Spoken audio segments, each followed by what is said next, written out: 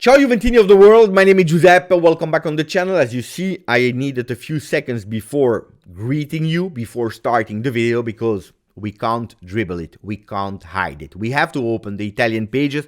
I already did this morning preparing it. Mamma mia, it hurt. But it is what it is. Let's open Corriere dello Sport with Amala and Lautaro Martinez big on their front page. You change page really quick, but unfortunately it's the same result with Gazzetta dello Sport. Delirium Inter, again with Lautaro Martinez. Inter reached the final of Champions League. Inter totally deserved to be in the Champions League if you're looking at the two games they played with Milan. In San Siro, in the Rossoneri home, they won 2-0 with a game that could have ended even much more for Inter and not enough for Milan. And then the game of yesterday in the Giuseppe Meazza same stadium, other colors, where they showed again that Milan was there for 10 minutes and they stopped believing it. They were not strong enough. Inter was much stronger as Milan, and they deserve to go into the final of Champions League. An Inter that a lot of people saw out of the competition already in the group stages when they were drawn Bayern Munich and Barcelona. I always said, and go back in the videos in the beginning of the season, Inter, I don't see them out of that group stage. They can do something. Of course, I didn't imagine Inter arriving at the final back then in that time. But going and qualifying in the group stages, yes, I did. You know, when I started believing that Inter could win the Champions League, which I still believe that they can do, in two different occasions. The first one was when I saw that all the Italian teams, except of Juve, because we were eliminated, were on the same side of the knockout stages, Inter, Milan, Napoli, and Benfica.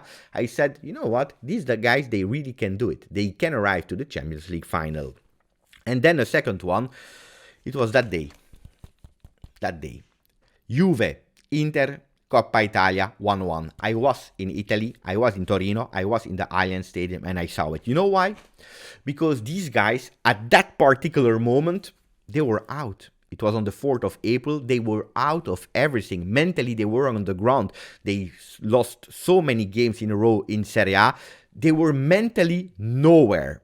And Juventus is guilty, in a way, of the rebirth, the renaissance of Inter qualifying for the Champions League of a final. That's what Juventus did, because we didn't kill them when we could kill them. We give them hope with that 1-1. In the return game in San Siro, Juventus did even worse because we didn't play, and we really give them the qualification to the Italian Coppa Italia final, but also probably the confidence that they could play differently, that they can win, that they can do miracles. That's what Juventus did. So yes, I feel guilty. I feel as Juventus guilty of Inter going to the final. And that's why I believe that they are in their best moment with all their men at disposal, with a coach that was sacked 10 times virtually, that is there with a group, with a team, and they are there, so they have chances to win. You like it or not, this is a reality. Now it will be a 50-50 against Real or against Manchester City. Let's see. I believe that they have more chance to win against City than against Real, but let's see. Anyway, before speaking about Juve, because I really want to speak about Juve in today's video, Sandro, Bonucci, Mercato, attenzione, to Sergei Milinkovic-Savic. Maybe there is a way to hire him. There is one thing that is making me really angry. Juventini, or whatever, Italian supporters that are saying Inter or whatever Italian team winning the Champions League is good for Italian football. This is something I totally not agree with, but really totally not agree with. Now, in this case, it's Inter in the Champions League final. If they win, it will be fantastic for them, for the Nerazzurri, because financial entries will be bigger, prestige, history, because they will write it, 4th Champions League in their history, 4th, only 2 for Juve. They will have the opportunity to mock Juve for the next 10 years, 20 years anyway. Until Juve is able to win again a Champions League, it will be really hard. Until Juve is able to win 3, because we need to surpass them, have 5. When will that happen? I have absolutely no idea. Will it happen? I have no idea. But it will be good for Inter, not for Italian football. For one reason, we saw Juventus arriving twice in the Champions League final. Did it change something? Did it change something that Mourinho won the Conference League last season with Roma? Absolutely not. It changed nothing. Is it because an Italian team is winning a European competition that suddenly we have new stadium? No. no new stadium, no investment in youth. They're taking really strange decisions. All these kind of things are not being solved because an Italian team is winning. And also the image of the players, the abroad players, but also the players from Serie A is not changing. You want some example? Look at the Rabiot that is dreaming about Premier League. He said it during the World Cup. Yes, of course, I'm dreaming about it. And Manchester United that today is still not sure mathematically to qualify to the Champions League, even if they have big chances. Well, they are on the player and he's nearly agreeing to go there in Premier League. You say, yeah, but he's out of contract, Beppe, last big contract of his career. He wants to play Champions League. Juventus is not sure. So we can find excuses. But what are the excuses for Kim Min-jae? With one of the strongest Napoli of their history, winning the Scudetto after 33 years. He played a fantastic season. Well, apparently, rumors, Manchester United is about to pay the clause.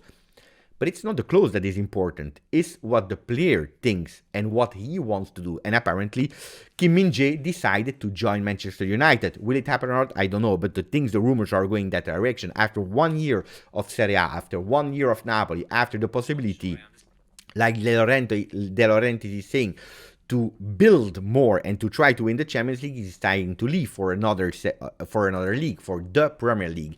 Leao said it yesterday. I think that every player wants to play the Premier League, dreaming about the Premier League. Why? Because it's a very competitive league. It's an engaging football, great teams, and worldwide audience. He's speaking about the dreams of every single player to go to the Premier League. And you know what's even worse? Not the foreign players that probably are less attached to Serie A, to Italian football, to calcio, but probably also now we arrived at the point that even Italian players are thinking like that. Fratesi, that is on the market, he said it himself, the director Carnevali from Sassuolo, will have a lot of fun with me because he will probably change club, that it can be Juve, Roma, Napoli, Inter, Milan, whatever, he will change club, he will make the step in his career going further. But is it a final destination? Absolutely not, because he said yesterday, the Premier League fascinates me a lot. Before going abroad, however, I would still need 2 years more in Serie A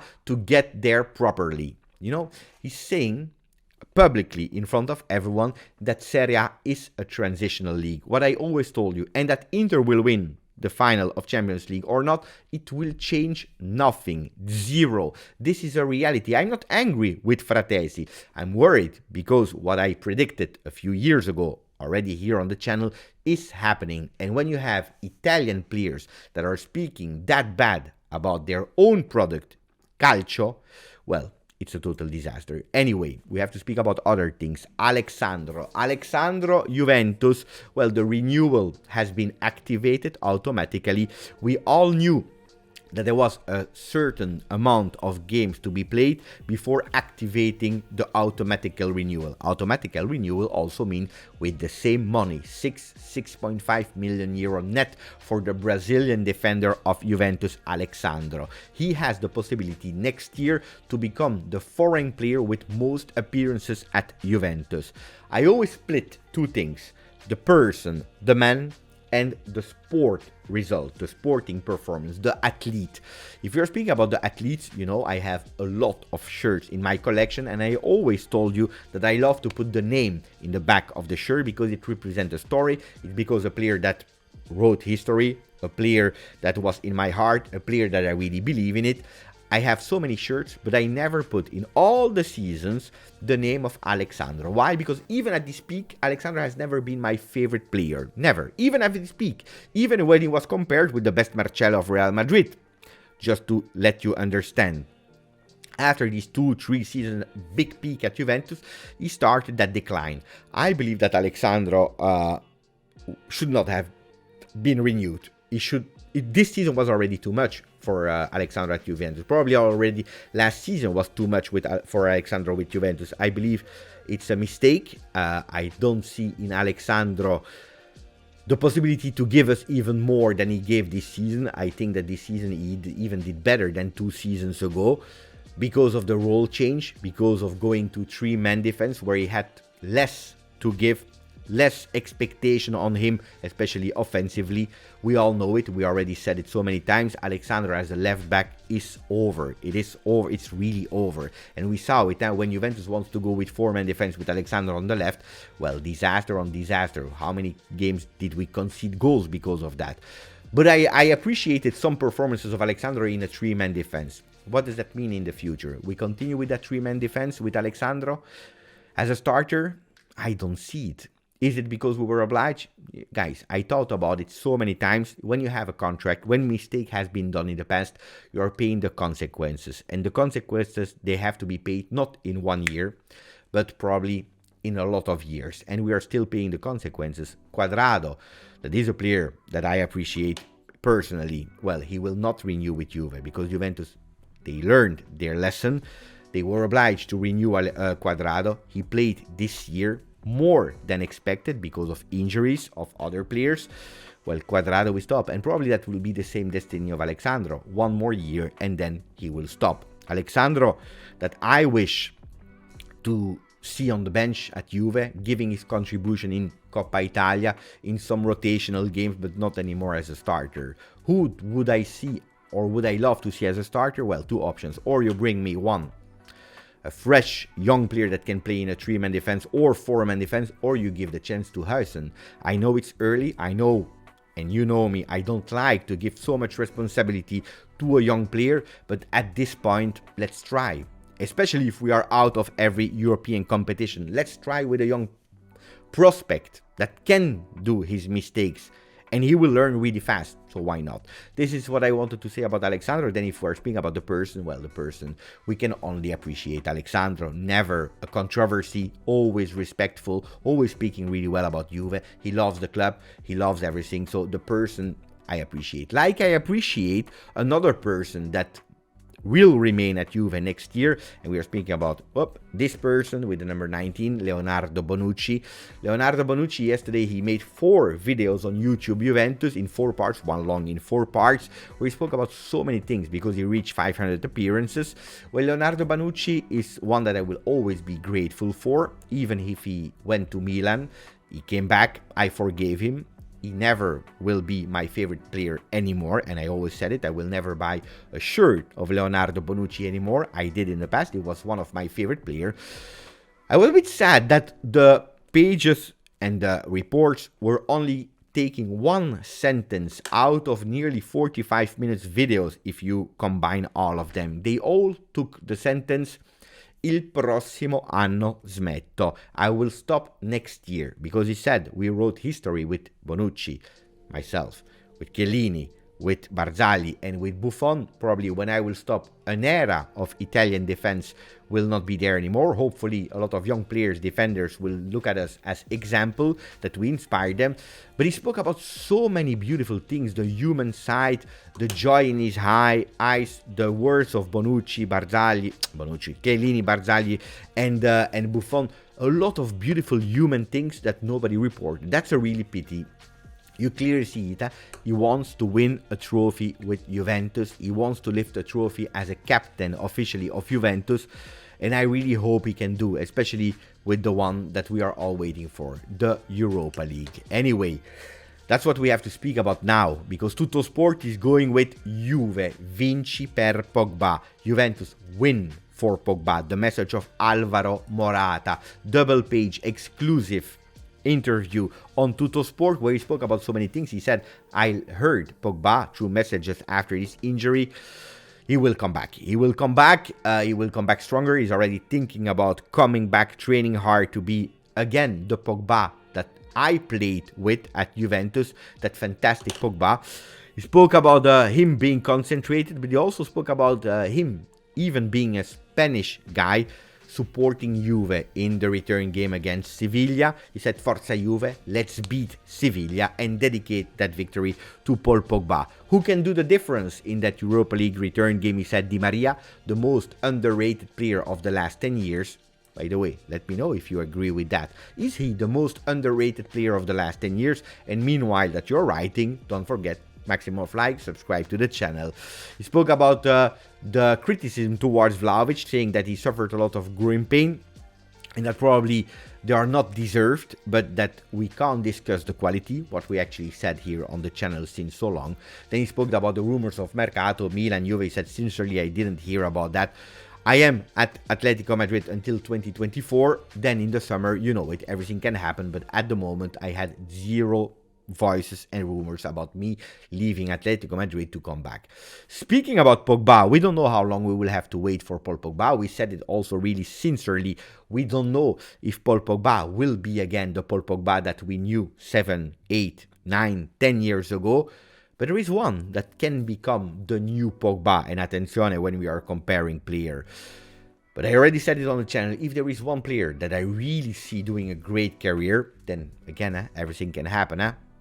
A player that I believe in more than a lot is Joseph Nonge Buende, the under-19 Primavera player of Paolo Montero. Well, apparently there are a lot of interest from the ex-Anderlecht youth player, but apparently Juventus is about to renew the contract. Well, this guy can become the new Pogba.